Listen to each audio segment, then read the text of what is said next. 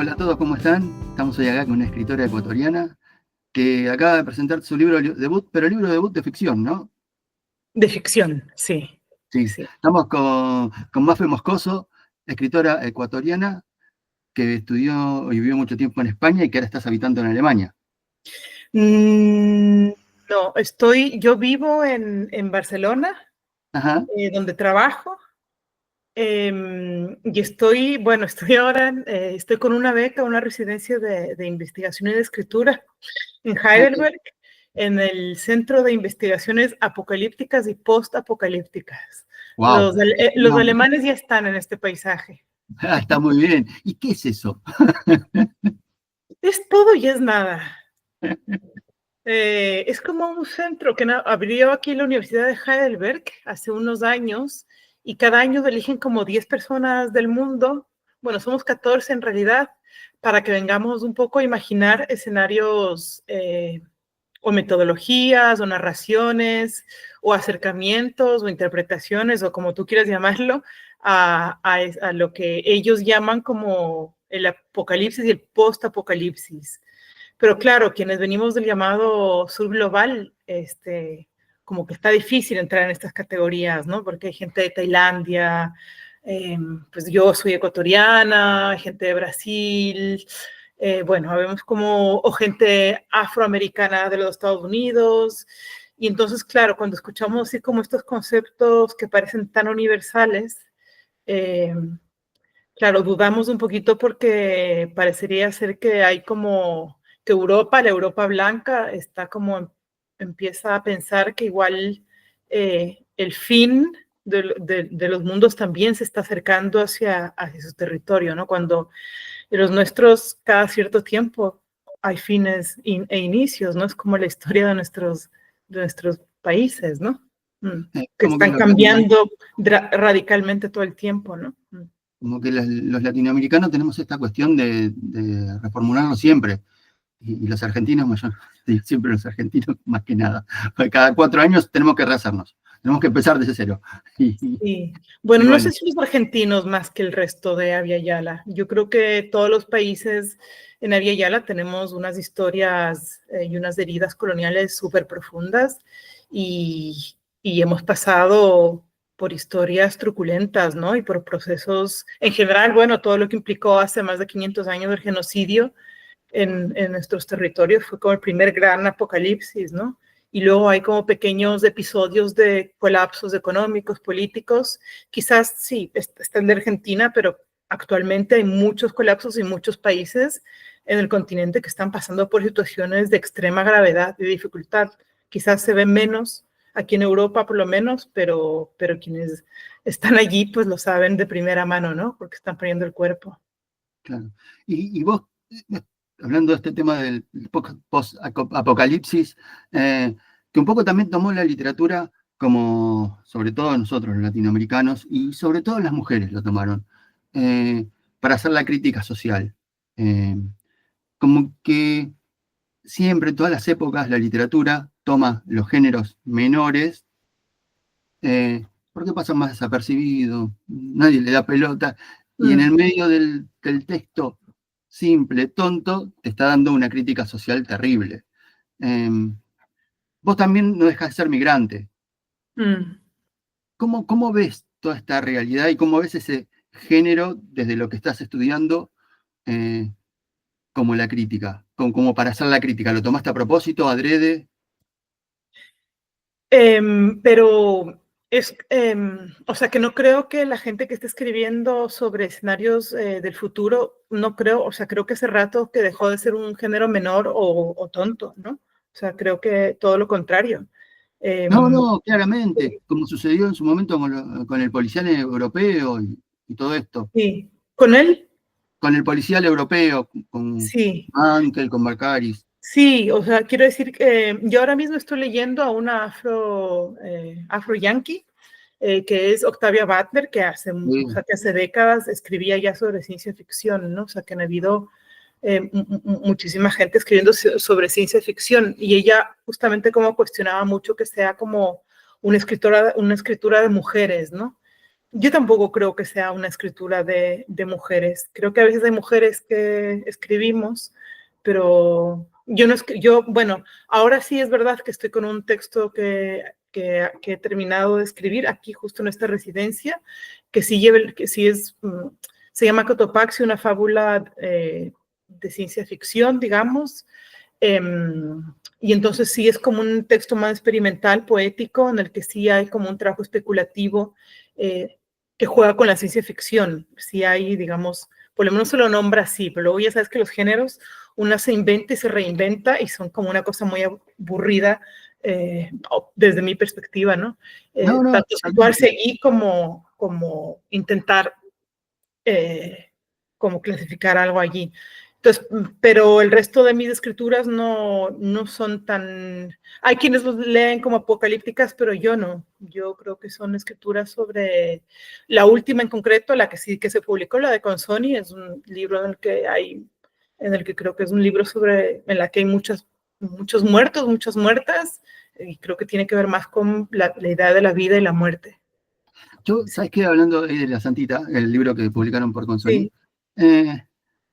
yo hice como una intertextualidad con Vincent Desprez. Ah, oh, wow. Porque, digamos, hay como que tocas temas, sobre todo, cómo los muertos nos habitan, ¿sí? Que los muertos no son muertos. Eh, Sí, También el tema tuyo de los pájaros, dije, sí. fui relacionando ahí. ¿Qué lugar ocupan los muertos en nuestra cultura para vos? En Argentina no lo sé. O No, sea, no, no sé. en general hablo de Latinoamérica y Sí, en general. claro, yo solo puedo hablar de Ecuador, de la zona Ah, que conozco mejor, que es una zona tan concreta, ¿no? Que es como andina, además con una fuerte, quienes venimos de la zona de las montañas, tenemos una fuerte matriz andina. Claro, a mí me gusta mucho el Vincent Desprez en el sentido de que ella lo que hace es, escribe un ensayo increíble en el cual dice que las personas en Occidente, algunas personas en Occidente, eh, tienen ciertos vínculos con las personas que han muerto que ponen de alguna manera en crisis la idea de que las personas cuando se mueren o morimos dejamos de tener cierta vida, ¿no? Entonces ella trae como una serie de casos en los cuales está claro que si yo le escribo una carta a mi hijo muerto, de alguna manera estoy recuperando o reimaginando una relación que se vuelve real y en ese sentido, digamos, quien está al otro lado, que sería pues los espíritus, los muertos, tienen una agencia, ¿no? Que nos hacen hacer cosas. Entonces es fascinante este ensayo. Para mí es, sí, lo he leído varias veces porque cierto fascinación por su pensamiento, la verdad.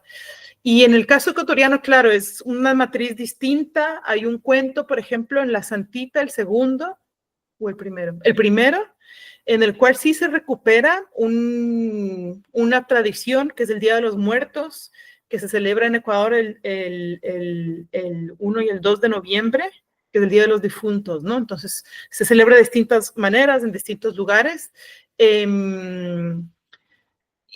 Por ejemplo, lo que yo recupero sí es algo que es una costumbre que se lleva, no sé, poniendo en juego hace muchísimos años, no sé cuánto tiempo, en la zona de la costa de Ecuador. Las personas, digamos, lo que hacen es organizarse y cocinar lo que era la comida preferida de los muertos y las muertas, ¿no? Entonces, preparan una mesa, le ponen un mantel, preparan las cosas más ricas, lo que cada cual prefería comer, lo colocan allí, suelen cerrar, ¿no? Con toldos, sábanas y dejan toda la noche la comida servida para que vengan y se sirvan de ella, ¿no? Y el siguiente día entran, dicen unas palabras y entonces se encuentran con las sobras de lo que quedó y se las comen. Entonces, un día es como el Día de los Muertos Chiquitos, que es el día de los niños, niñas que han muerto, y luego es el día de la gente adulta. Entonces, esta idea, por ejemplo, sí la recupero para lo que es el primer cuento, porque claro, los muertos y las muertas se quedan atrapados, ¿no? No pueden volver. Entonces hay como este espacio liminal que complica un poco la vida de las personas del pueblo. Sí. Tomando ese cuento también un poco hablas de ¿cómo se llama? Del ecosistema planetario, cómo dañamos nosotros el planeta, Sí. y utilizás los muertos, pero un poco más para hablar de eso. No sé, ¿tú crees? No lo sé, no lo pensé, no lo he Porque, pensado, quizás sí. O sea, creo que como que todo está vinculado, o sea, que todo está interconectado entre sí. Aquí también hay una recuperación fuerte de la propuesta que vienen de las poblaciones y las naciones indígenas en Ecuador, ¿no? Y el manifiesto Sarayaco, por ejemplo, de la Amazonía. Que se escribió hace años, ¿no? En el cual se plantean la idea de la interconexión, bueno, comparten, ¿no? Un principio de vida, que es la idea de la interconexión entre todos los seres del planeta, ¿no? La idea de que un río tiene espíritu, que luego devino como en una legislación en Ecuador que protege, digamos, la existencia y le otorga cierto tipo de derechos a lo que se llama la naturaleza, ¿no? Pero está basado en este principio, y que es el principio de la interconexión. Entonces, creo que esto sí es algo, yo no me di cuenta, pero después mucha gente me lo ha dicho y es verdad que hay muchas interconexiones entre los seres, las entidades y las cosas en la santita, pero yo no fui consciente cuando lo escribía. Sí. esta cuestión también yo la tenía más por el lado oriental, que todo lo que Ah, podamos, que tiene ese pensamiento que cualquier cosa que haga acá puede repercutir ya. en Oriente. Sí, Y ¿no? sí, un poco también lo toma la religión, del cómo es abajo es arriba, y Ya. hay como toda una teorías de la interconexión entre las personas y las gentes, Sí. y que en definitiva, más allá que pensemos que lo que haga yo acá le puede repercutir a un japonés, es mejor pensar que yo lo que haga yo ahora puede afectar a otras personas, incluso me puede afectar a mí. Seguro.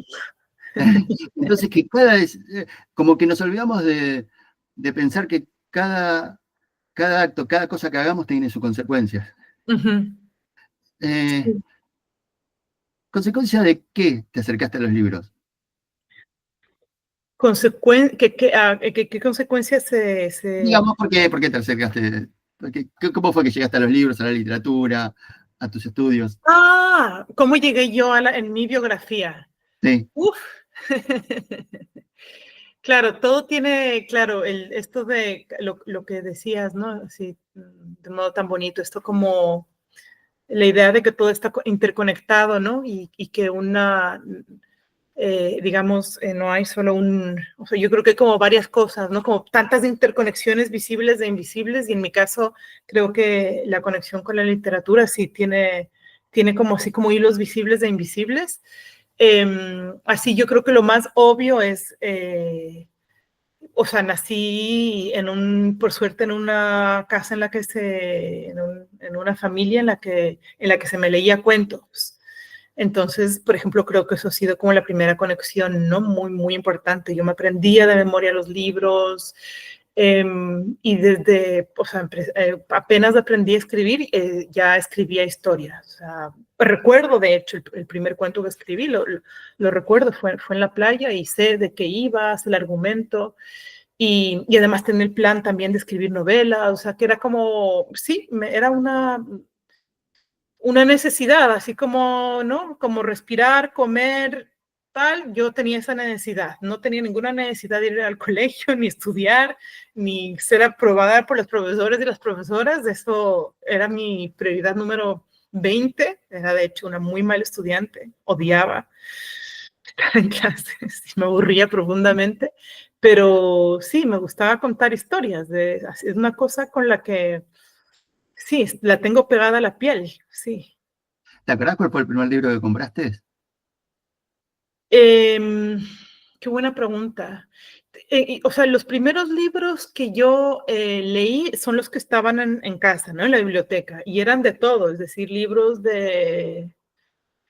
sobre autores quizás más marxistas hasta libros infantiles, y yo lo leía absolutamente todo, ¿no?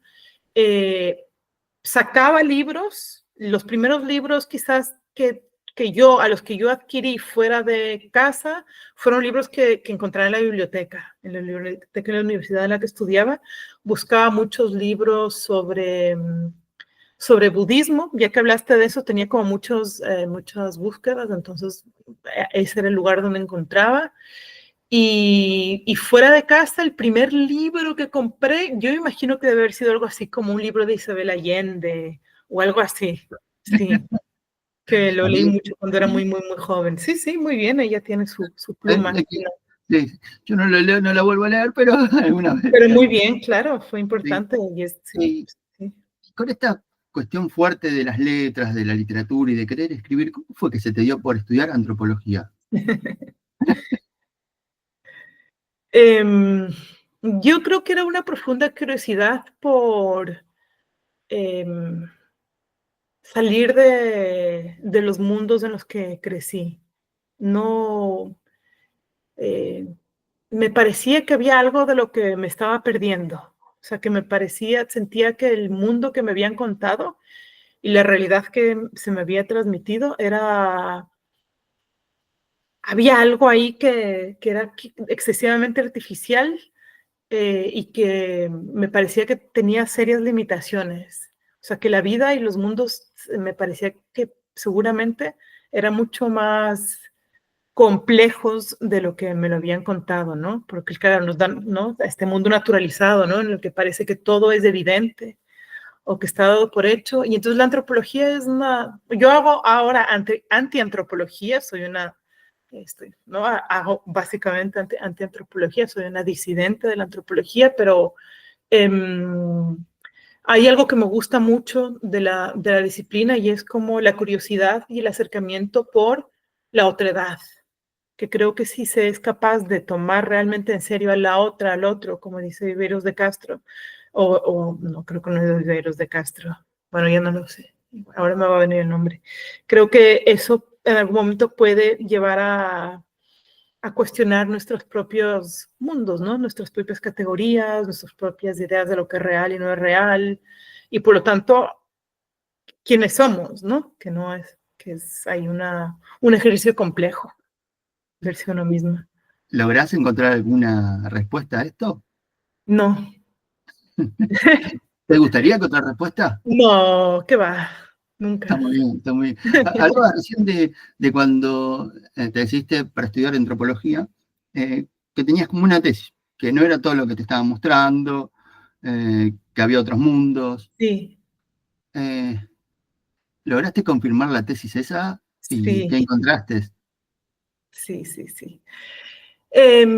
O sea, luego es verdad que he aterrizado en la ficción un poquito más como una generadora de otros mundos, pero me alimento mucho de la antropología. O sea, yo creo que el ejercicio serio de intentar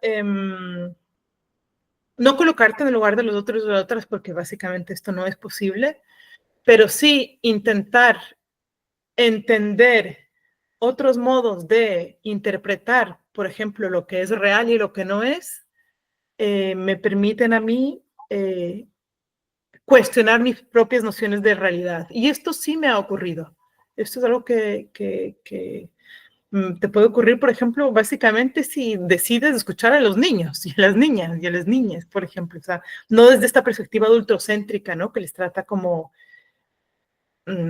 si fuesen seres un poco idiotas, eh, que nos tienen que imitar, sino realmente como eh, entender que quizás hay otra ontología allí en el mundo de los juegos, en los mundos infantiles, que es simplemente una realidad distinta a la nuestra, ¿no? Es una realidad distinta a la nuestra y que es profunda y sin embargo es verosímil dentro de sus mundos. Entonces yo creo que intentar como entender, bueno, no sé si entender, pero sí describir, acercarte, estar ahí, eh, eh, te va abriendo poco a poco. Yo espero que la cabeza, y si no te la abre, por lo menos te permite cambiar de perspectiva, que ya es bastante, ¿no? El ejercicio de intentar de cambiar de perspectiva para ver las cosas, porque eso te obliga a cambiar la perspectiva, de verte a ti mismo y a ti misma, y eso creo que está bien, en el sentido de que que no es cómodo, pero creo que es una puerta para caminar. Es interesante este concepto de lo que es real y lo que no es real. Eh, en algún momento, cuando sucedía algo que no podíamos ponerle nombre, que no podíamos pensar que era, que la ciencia no había descubierto, hablábamos de hechicería y magia. Sí. Y muchas veces esa magia, con el correr de las investigaciones, se descubre que no era nada fantástico, sino que simplemente no habíamos llegado al conocimiento de eso. Hoy por hoy, ¿crees que nos falta? La ciencia en el siglo XX avanzó terriblemente. Entonces, eso no real, ¿qué tan inexistente podría llegar a ser? ¿Inexistente? Sí, digamos que no sea real, pero esa no realidad, ¿existe, no existe? Te lo veo más como vos, como antropóloga, ¿no? Sí, divagando. Sí. Yo creo que la pregunta es ¿para quién? Ok, ¿No? bien, O sea, yo creo que la idea de lo que es real y de lo que es irreal siempre es para quién, ¿no? O sea, mi abuela que habla con espíritus, los espíritus son reales para mi abuela.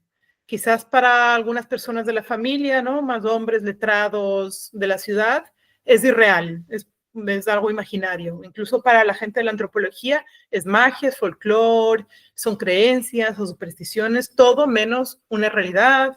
No hay una epistemología, no hay una ontología, hay como esta mirada que se pretende lógica y racional de otros modos de construir la realidad que la desechan, la borran. Pero claro, yo creo que es para quién, ¿no? Para mi abuela, los espíritus existen, ¿no? Entonces, sí, los espíritus existen.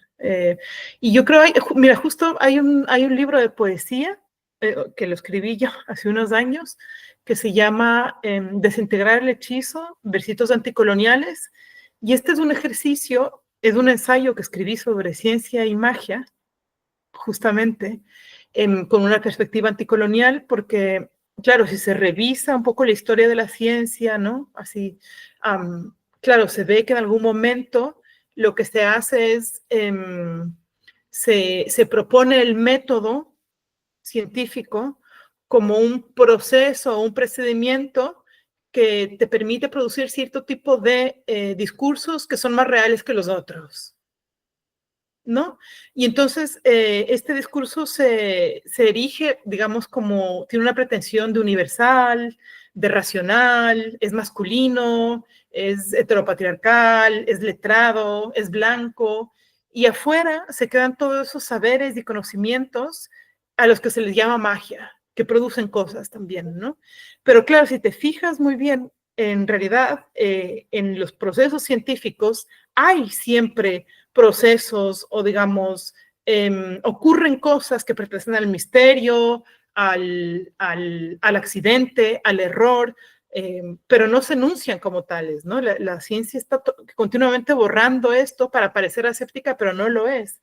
Entonces, en algún momento, magos y magas y científicos eran los mismos, se separaron arbitrariamente, es más, se convirtieron en binarios, digamos, ¿no? Como si no pudiesen ir de la mano, pero en realidad hay magia en la ciencia y en la ciencia hay magia, como poesía, ¿no? Entonces lo que yo hice fue escribir este ensayo, ¿no? Desde una perspectiva anticolonial, porque claro, la ciencia convirtió a los otros, a los salvajes, o sea, se inventó un otro que son los salvajes, ¿no? Los bárbaros. Y lo que hice con ese ensayo fue que lo deconstruí en una máquina que se llama Lazarus, y entonces como que lo que intenté devolverle su poesía a la ciencia, ¿no? Convertí el ensayo en poesía, o intenté. está muy bien. Mientras te escuchaba, pensaba, claro, lo real y lo irreal depende de quién, entonces tendríamos que pensar todo como una realidad, después que cada uno tome la que quiera. Sí, Después, escribiste ensayos, escribís sí, poesía, escribís narración, o sí. sea que tenés desde lo más intelectual, que es un ensayo, a lo más sentimental o lo más interior, como la poesía. Uh-huh. ¿Cómo disocias estas cuestiones cuando escribís? No es que no lo disocio. Ok, Es ok. que, es que no creo que la poesía sea más sentimental o subjetiva que un ensayo académico. No creo, o sea, Ok. en mi perspectiva, Bien.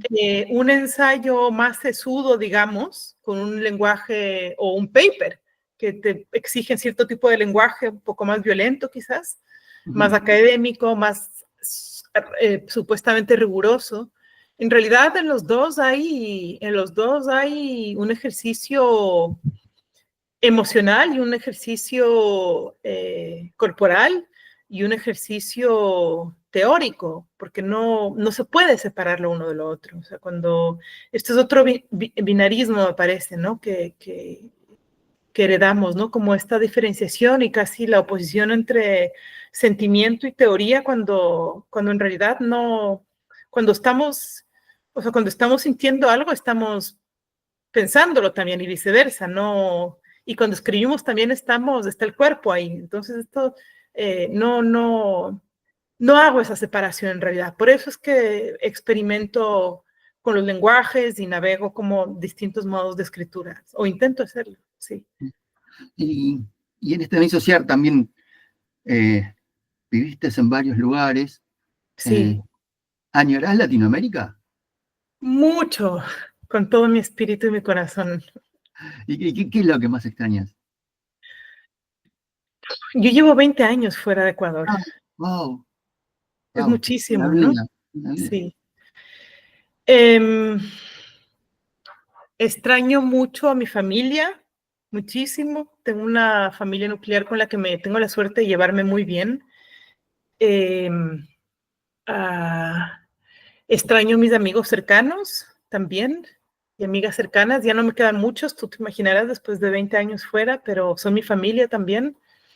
La comida, todos los días, todos los días.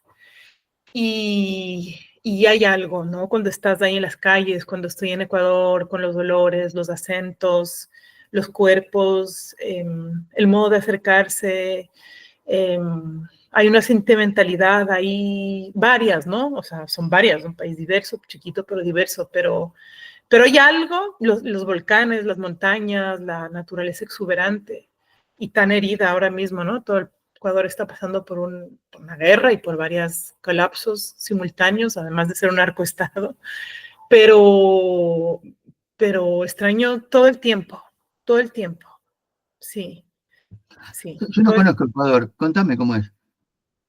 Ecuador, tienes que ir. De hecho, iré, iré.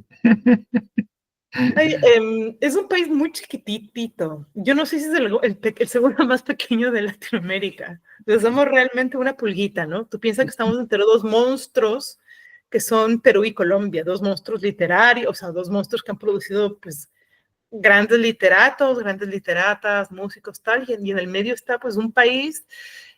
Yo tengo que decir que a mí me gusta mucho haber nacido en este lugar, porque es el lugar el antinacionalismo. O sea, a mí todos los nacionalismos me ponen nerviosa y siento que ahí hay algo siempre, para que haya un sentimiento nacional, tiene que haber fronteras y hay gente que se tiene que quedar fuera, ¿no? Y es una construcción de los estados-nación, que es una construcción profundamente colonial, ¿no? Y en Latinoamérica, claro, ha sido ¿no? Cómo se fundaron los estados-nación en Argentina, ¿no? Hay como este deseo de blanqueamiento que llevó como un segundo genocidio prácticamente, ¿no? Entonces, claro, los estados-nación son, generan como orgullos nacionales de Ecuador. No, pero mira, Ecuador, lo que se llamaba antes de Ecuador, perdíamos lo que ahora se llama Ecuador, pero el territorio. Éramos una colonia de los incas, o sea, ya desde la época de los incas habíamos perdido las guerras.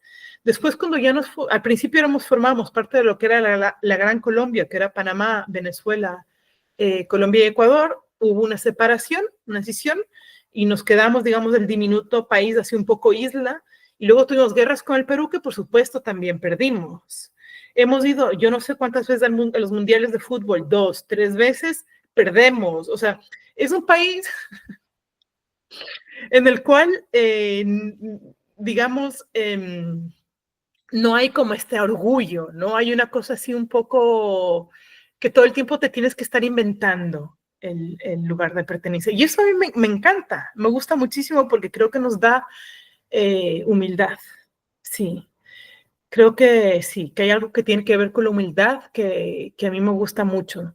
Y luego es un país mega diverso, piensa que tiene, bueno, tiene más de, creo que 14 nacionalidades, lenguas, o sea, muy fácil de viajar de un sitio a otro, ¿no? Tienes todas las montañas, los volcanes, tienes el mar, ¿no? Ya toda la zona de la costa, una población afro ahí de las más grandes de Latinoamérica, y tienes toda la Amazonía y Galápagos. Entonces es un país de una diversidad y una riqueza increíble, ¿no? En el cual están ocurriendo cosas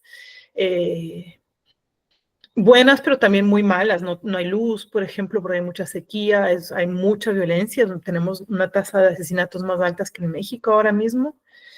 Entonces es un narcoestado, ¿no? Se ha convertido en un narcoestado. Entonces, bueno, es un país profundamente herido ahora mismo, con mucha capacidad de resistencia. Los actores principales, políticos principales del movimiento indígena allí, los feminismos, los ecologismos, pues digamos que el movimiento indígena tiene un papel súper importante. En Ecuador ha sido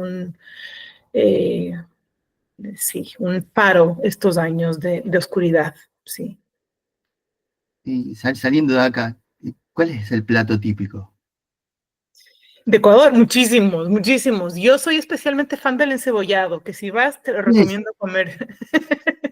A ver, contame, ¿qué es? El encebollado es como una sopa, nosotros somos muy soperos. Ok. En Argentina no tanto, porque tengo No varias amigas tanto. argentinas dicen, así que se come sopa en Ecuador. En Ecuador todos los días toma sopas, hay como mucho tipo de sopas. Mira, en eso creo que sí que tenemos un ranking. Creo que somos el país con mayor tipo de sopas del mundo. Y se come mucho en la calle. No sé si en Argentina, pero en Ecuador sí. Están los agachaditos, por ejemplo, que es agachadito porque tú te pones de cuclillas y le compras a la señora y te tomas algo, ¿no? Y el encebollado, por ejemplo, es una sopa con mucho limón, cebolla, pescado, yuca, mucho sabor, muchísimo ají, picante, sí. ¿Y la sopa siempre caliente o fría también? No, eso solo los españoles, no, bien caliente, Ok, ok. siempre caliente. Siempre caliente. Pues, me imagino que es un país que el calor debe ser bastante fuerte. Depende de dónde estés. La zona de la costa, sí, es un país en el que además, como es línea Ecuador, no tiene estaciones, por ejemplo, hace el mismo clima todo el año, pero en la sierra, que es la zona de montaña, tú piensas que después de La Paz, Quito, que es la capital de donde yo vengo, es la segunda ciudad más alta de Latinoamérica, o sea, son Claro. 2.800 metros, es páramo prácticamente, entonces no es una ciudad caliente, está muy alto, es línea Ecuador, pero no, cuando hace sol, sí, pero puede llegar a ser fría. No Ah, tanto como La Paz, pero sí, es como una primavera, digamos. bien. Bueno, pasamos a la santita ahora. ¿Cuándo la comenzaste a pensar y cuándo la comenzaste a escribir?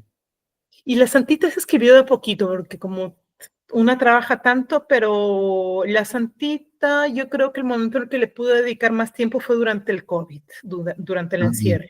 Esto me dio tiempo para escribir, algunas estancias largas en Galicia también, a la que voy de vez en cuando en vacaciones, así, pero yo creo el encierro, el terrible encierro del COVID, me permitió a mí encerrarme y empezar a escribir, darle espacio a las historias, a las 7 historias, sí. ¿Y te acordás cuál fue la primera historia que escribiste? La primera historia que escribí fue la de, ¿cómo se llama? La del, ¿cómo es? La El de Chupacabra. Chontacabras, Chupacabras. Esa fue la primera. Esa fue la primera que sale que sale de una invitación de unos compatriotas tuyos, Duen Sachi y Mac de Santos. Mac en concreto publicó un libro que se llamaba La fragilidad del cuerpo amado, que nos invitaba a varias personas a escribir ensayos vinculados a los dolores, al dolor, al cuerpo. Y yo ahí escribí un pequeño ensayo sobre unos accidentes que había tenido yo, un accidente que tuve de bus en Ecuador hace unos años. Y ese fue, evidentemente, cuento no tiene nada que ver con eso, pero ese fue el primer detonante para el primer cuento, sí. ¿Y cuándo te diste cuenta que tenías un libro de cuentos? No solo cuentos dispersos, sino que ya tenías un libro. Cuando llegué al sexto cuento. Ok. Sí, y luego dije, tiene que ser 7 porque el 7 es el número redondo y se fue el séptimo. Aparte tienes una connotación cabalística el 7. Eso dicen. Sí. Eso dicen. Y entonces ya tenías el libro. ¿Tú recorriste muchas editoriales hasta que te No, lo publicaste? tuvo suerte este libro, tuvo mucha suerte. La segunda editorial a la que llegó el libro fue con Sony, que son, bueno, o sea, para mí es mi editorial preferida en España, entonces fue como un sueño, ¿no? Como esta gente que tiene como esta línea editorial, ¿no? Unos libros que, o sea, que todo lo que siempre ha publicado con Sony yo lo he ido leyendo, ha sido muy importante para mí.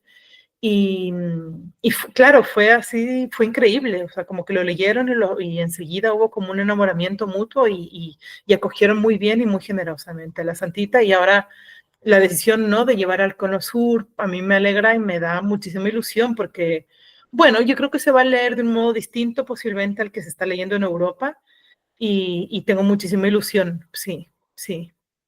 ¿Qué comentarios te llegan del libro en Europa? Sobre cómo te están leyendo. No, Sí, qué calidad. bueno, acá se tiende a leer algunas cosas como si fuesen como de realismo mágico, ¿no?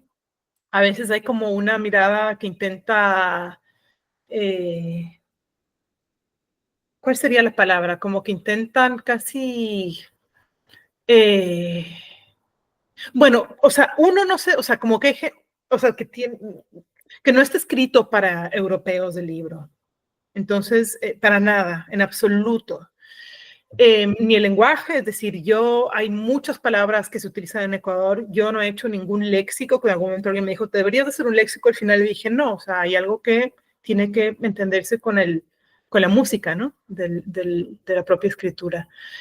Eh, pero yo creo que siempre hay como esta mirada un poco eso, pues como se intenta colocar en algún lugar, como que se le coloca en algo como realismo mágico, o se le intenta colocar también en estas últimas etiquetas que han surgido a partir de la presencia de mujeres escritoras en España, que ahora hay como una presencia importante, ¿no?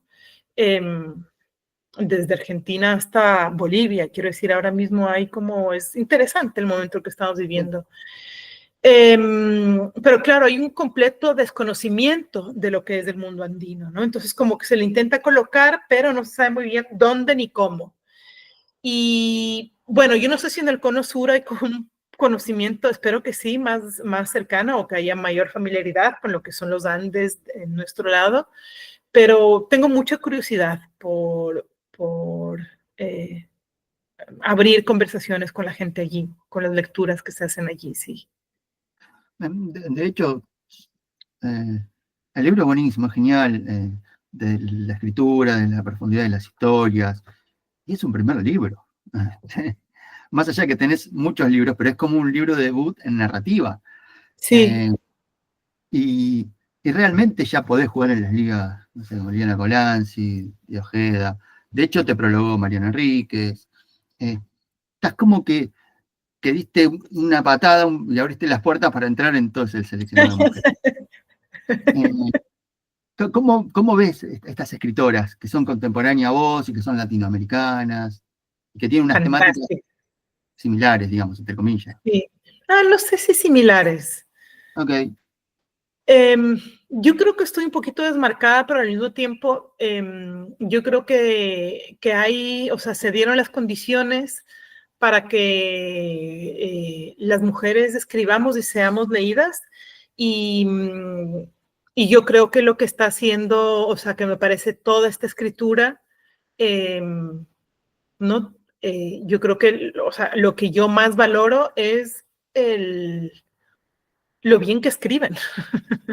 Es que creo que o sea, realmente siento que tengo unas compañeras de generación increíbles, o sea, que ellas están haciendo historia de la literatura, ¿sabes? Yo creo que los textos que se están publicando, escritos por ¿no? Por mujeres latinoamericanas, una Rita Indiana, por ejemplo, ¿no? O las escritoras bolivianas o argentinas, ¿no? O chilenas, bueno, o mi compatriota, ¿no? Pienso en Juliana Ortiz, o sea, hay como muchísimas escritoras que están escribiendo muy bien, o sea, es como, sí, yo creo pues, que están haciendo realmente historia en la literatura, son libros de muchísima calidad, sí, sí, es muy increíble lo que está ocurriendo, es un fenómeno maravilloso. Y alentador a la vez. Sí, Por lo que veo a vos te gusta mucho la música, a mí también me gusta sí, mucho la música. Y lo que fuimos viendo, por lo menos acá en Argentina, que las generaciones más jóvenes como que estudian poca música, que hacen lo que salga y ya como que va perdiendo un poco la calidad, tendrá otras cosas, pero que la calidad musical se pierde. Pero en la literatura sucede todo lo contrario, como que hay más calidad, como que se presta más atención a la estructura, al qué decir, a cómo decirlo. Y eso es buenísimo. Eh, sí. no sé a qué se debe, sinceramente, pero agradezco que se deba. Sí. Sí, yo creo que este libro es como musical en dos capas. Todo esto yo te lo digo de lo que me dicen a mí, porque evidentemente una no, mientras escribe yo no era consciente, ¿no? O sea, como que hay música, ¿no? Es un libro en el cual además una lista, si tú te fijas, políticamente bastante incorrecta. Pero bueno, o sea, no, es la música con la que yo crecí, ¿no? Es así. Claro, totalmente. Incluso hasta el final está la playlist como para escucharlo. Que está buenísimo eso, porque pensando quizás en gente que no conoce, y Claro. Está en está muy bien. Spotify. Lo que pasa es que hice mala lista. Tengo que volver a hacer porque está en Spotify el soundtrack. Y claro, o sea, es como, pero la música no es, digamos, como un fondo o un paisaje, sino que también es, así como las plantas, las rocas, los Sí, espíritus tienen vida, la música también tiene un sí, papel. sí, sí, sí, O sea, claramente. no es una cosa que está sonando atrás, o sea, tiene un papel, es como un agente. Y luego es verdad que que también esto me doy cuenta después que hay como un juego casi ritual, hay una musicalidad en la escritura no buscada, pero muy trabajada, como tú dices, sí. Hay mucho trabajo ahí, artesanal, con las palabras, sí, sí, sin duda. ¿Cuál fue no sé si conoces la palabra piropo? No sé si es argentina. ¿Piropo? Sí, ¿Piropo? Sí, sí, sí, sí. sí. ¿Cuál fue el mejor piropo que recibiste del libro? No lo sé. Yo creo que una de las personas que ha dicho cosas más bonitas del libro y con mucho amor es Gabriela Wiener, que, bueno, la Mm, conocerás, que es una sí, sí, sí. escritora peruana. Me gustó mucho. Ella escribió un artículo eh, que ha sido, sí, que ha sido muy importante, creo, para la Santita. Creo que es un artículo muy inteligente, pero escrito con mucho amor y ternura hacia el libro. Eso ha sido, sí, sí, Ah, ha lo voy a sido buscar. importante. Este ¿Mm? justo no lo leí, le buscaba mucho antes de la charla y ese no lo encontré, así que lo voy a buscar. Te lo envío. Bueno, Está bien, sí. bueno. Y para las personas que tienen quizás esta charla, un primer contacto con el libro, que lo van conociendo, ¿qué le podés contar como para invitarlo a leerlos? Uy, qué difícil. Ah, yo lo sé, pero sos la escritora, yo te necesito vender libros, así que bueno. No sé, abran puertas, no, o sea, yo creo que la Santita es como un ejercicio, es como una invitación a abrir puerta, que luego te abre otra puerta, que luego te abre otra puerta, que luego te abre otra puerta, ¿no? Es como una experiencia eh, particular, te exige como conectar ahí con cosas, me parece, con cosas invisibles, Sí, intuyo. sí, sí, sí, sí. Y esto, hablando de cosas invisibles, me llamó mucho la atención, me gustó el segundo cuento en que está la gente que vive arriba y la gente que Ah, vive en sí. un mundo subterráneo. Eh, Mm, y como que pensé en la emigración y lo que está sí, pasando muchas veces en Europa y que se está tratando de esconder. sí, Eh, ¿qué quisiste contar ahí, más allá de sí. esto? Fíjate que ese es la única historia que ocurre en Europa. Y casi Ajá. está localizada en Barcelona, te diría yo.